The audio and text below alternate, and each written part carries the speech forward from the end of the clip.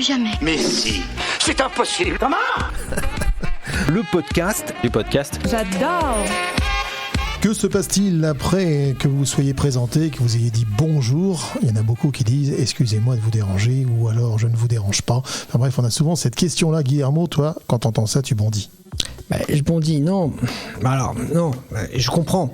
Tu sais pourquoi, d'où ça vient le je ne vous dérange pas trop? Non, dis-moi, tiens, ça m'intéresse. Je pense que ça vient principalement d'un driver, le sois gentil, soit fort, soit dépêche-toi, sois parfait. Tu vois, c'est des messages contraignants qu'on a reçus pendant notre enfance, alors soit de nos parents, soit des personnes dans lesquelles on vouait une certaine autorité. Hein, évidemment, nos professeurs. Peut mieux faire sur le bulletin scolaire, ils flinguent des carrières, enfin des carrières, vraiment. Je suis d'accord. Parce que peut mieux faire, c'est toujours dans la recherche de la perfection, et finalement, comme Brian Molko de Placebo le répète par rapport à un concept japonais, la perfection se trouve dans l'imperfection. Voilà. Mais globalement, il y a le driver de sois gentil, et donc je ne vous dérange pas trop. Et il y a aussi l'idée que on a fondamentalement peur du refus. C'est vrai. Et qu'est-ce qui se passe quand on a peur? Le cerveau, il te dit quoi, à ton avis? Tu fermes tout et puis tu t'en vas, quoi. Le cerveau, il te dit déjà, t'es pas prêt, prépare-toi. Ouais, voilà. Donc, il te dit, prépare-toi. Donc, qu'est-ce qu'il te fait faire sans que tu t'en rendes compte? Il te prépare à obtenir un refus. Oui, à l'échec. Il te prépare à l'échec. Alors après, tu en tires une leçon si t'as assez d'estime de toi, mais globalement, je ne vous dérange pas. Le but du jeu, c'est d'obtenir un refus. Tu sais quoi? J'ai fait ce petit quiz sur LinkedIn. J'ai demandé donc au téléphone après bonjour, éventuellement après comment allez-vous, et après avoir décliné son identité, qu'est-ce qui sort la première chose qui sort de votre bouche? Eh bien, je ne vous dérange pas sort à plus de 50%. C'est énorme, 50%. Alors, je précise, c'est ce post-là qui a fait 43 000 vues, qui a fait 425 votes, donc on n'est pas sur du 22 votes avec 10 personnes qui ont dit ça. On est à plus de 220 personnes qui ont dit je ne vous dérange pas.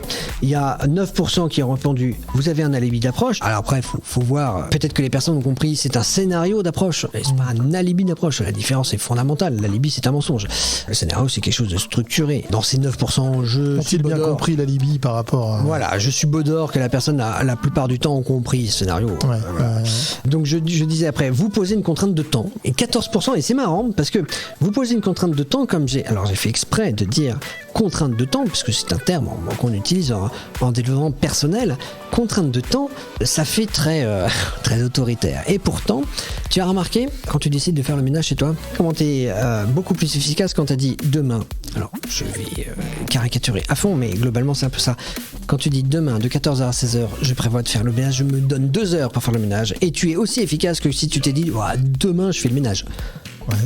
Tu fais la même chose en 2 heures, alors que sinon t'as mis 7 heures. Alors après t'as pris des pauses, t'as fait ci, tu t'es servi un café, machin, etc.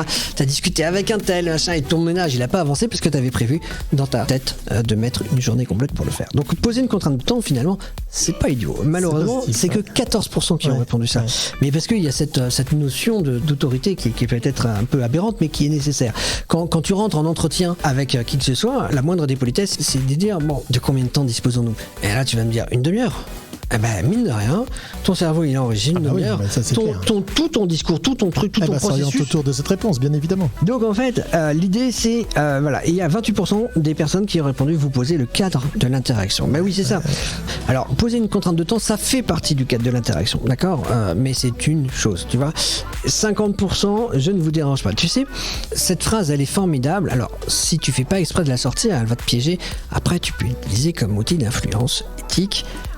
Évidemment à certains moments clés de la négo, mais la PNL dit le ne pas n'existe pas, évidemment avec un certain humour, puisque dans ne pas n'existe pas il y a ne pas.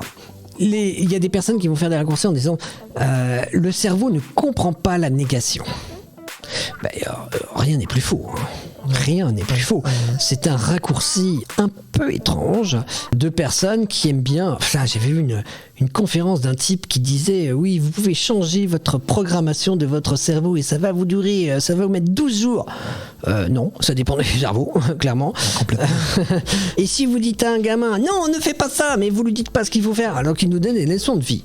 Clairement, c'était insupportable. Et après, on va te dire que le coaching, c'est compliqué, c'est pas bien, machin. évidemment, mais si t'as des mecs qui t'expliquent, qui te expliquent la vie ça, avec des portes ouvertes comme ça, c'est insupportable. Donc si le cerveau comprend la négation, faut arrêter avec ça. Le cerveau comprend la négation. Par contre, et c'est Tony Buzan, le créateur du mind mapping. Ça te dit quelque chose, le mind mapping? Le schéma heuristique pour nos auditeurs. Un schéma heuristique, c'est globalement une manière, c'est comme ça que notre cerveau fonctionne. Donc le cerveau, il pense de manière globale, et après, une fois qu'il a vu le global, il va refaire un scan en spécifique. Et c'est dans la seconde lecture qu'il va voir qu'il y a une négation. Donc je ne vous dérange pas, va susciter quoi? Va susciter un premier scan qui va être compris par le prisme du dérangement. Et c'est ça qui est important. C'est d'abord le prisme du dérangement et après le prisme de la négation. Donc la négation, tu oublies, c'est une des 3 règles d'or de la communication. Le ne pas n'existe pas. Mais arrête de croire que ton cerveau ne le comprend pas. Ton cerveau, il est très fort. Et c'est un outil exceptionnel, le cerveau. Il faut juste savoir l'utiliser à bon escient et dans la bonne direction. Et ça demande de l'entraînement, ça demande aussi de savoir un petit peu comment on fonctionne, ça demande de s'inquiéter un petit peu de ce que est le corps humain, comment ça fonctionne, comment fonctionnent les relations entre les humains également. Oui, plutôt. Et puis là-dessus, tu vas pouvoir nous en dire encore plus dans les prochains podcasts. Avec plaisir, Yann. Merci Guillermo. Avec plaisir, à très bientôt, salut.